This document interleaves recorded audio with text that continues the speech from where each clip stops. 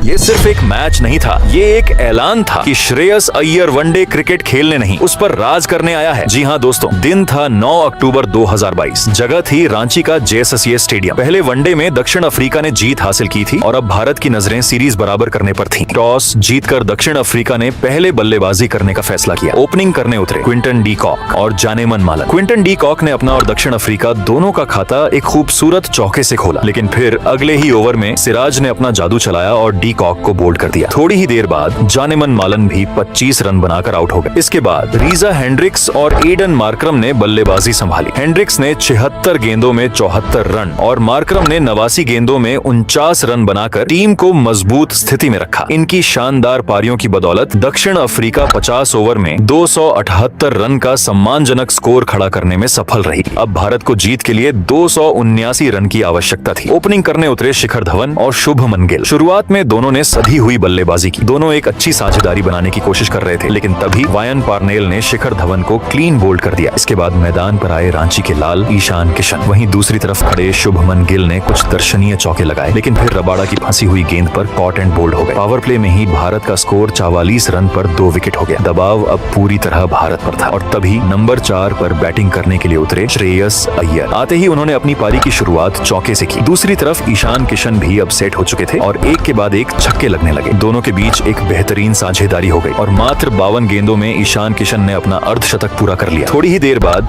श्रेयस अय्यर भी चौके के साथ अपना अर्धशतक पूरा करते हैं। 50 के बाद तो दोनों बल्लेबाज एक अलग ही रूप में आ जाते हैं। ईशान किशन अपने होम ग्राउंड रांची में हर बॉल पर छक्का चौका बरसा रहे थे। एक एक शॉट पर स्टेडियम गूंज उठा और देखते ही देखते दोनों के बीच तीसरे विकेट के लिए 150 रन की जबरदस्त साझेदारी हो गई। अब भारत को जीत के लिए 94 गेंदों में सिर्फ 72 रन चाहिए थे, लेकिन तभी ईशान किशन 93 रन पर शतक से सिर्फ 7 रन दूर रबाड़ा की गेंद पर कैच आउट हो गए। पूरा रांची स्टेडियम सन्न हो गया, पर मैच अभी बाकी था। दूसरी तरफ खड़े श्रेयस अय्यर ने अब जिम्मेदारी अपने कंधों पर ले ली। उन्होंने बिल्कुल शांत अंदाज में नपे तुले स्ट्रोक्स खेलकर मैच को एक तरफा बना दिया। हर शॉट में उनकी क्लास और टाइमिंग साफ झलक रही थी। और फिर आया वो पल जब उन्होंने एक्स्ट्रा कवर के ऊपर से एक शानदार चौका लगाकर वनडे क्रिकेट में अपनी दूसरी सेंचुरी पूरी की। पूरा रांची स्टेडियम खड़े होकर तालियां बजा रहा था। दूसरी ओर डगआउट में बैठे खिलाड़ी भी ताली बजाते हुए खड़े हो गए, क्योंकि जो पारी अय्यर ने खेली थी वह सिर्फ रन नहीं, क्लास और कंट्रोल का मास्टर क्लास थी। हे बेटा, तुझे शिवजी की कसम, तो इस वीडियो को लाइक और चैनल को सब्सक्राइब कर दे। मैं तुझे कभी नहीं भूलूंगा।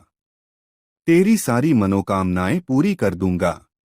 और अंत में भारत ने 45वें ओवर में ही यह लक्ष्य हासिल कर सीरीज को 1-1 से बराबर कर दिया। और श्रेयस अय्यर ने यह साबित कर दिया कि वह सिर्फ टीम इंडिया के मिडिल ऑर्डर का हिस्सा नहीं, बल्कि उसकी रीढ़ की हड्डी है।